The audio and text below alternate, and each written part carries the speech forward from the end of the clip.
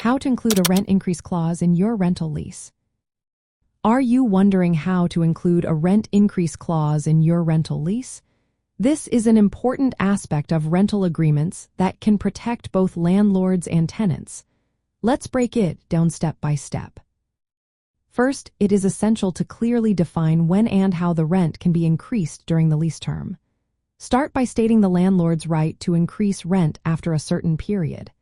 This is often after the initial fixed term or on an annual basis. For example, you might allow rent adjustments once every 12 months, typically on the lease anniversary date.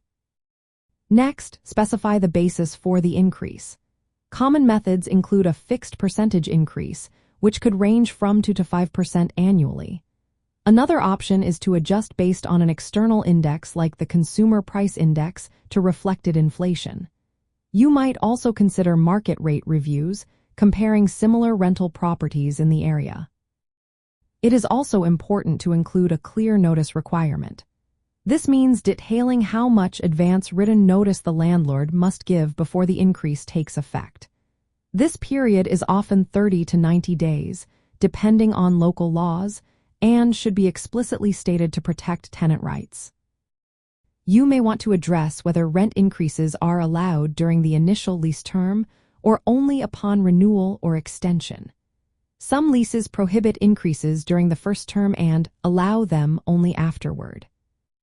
Additionally, the clause can outline tenant options if they do not agree to the increase. For example, you can include the right to terminate the lease by providing written notice within a specified timeframe after receiving the rent increase notice.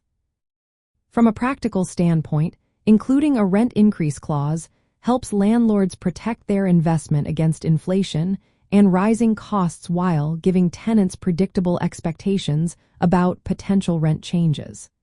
This approach reduces disputes by setting clear rules upfront.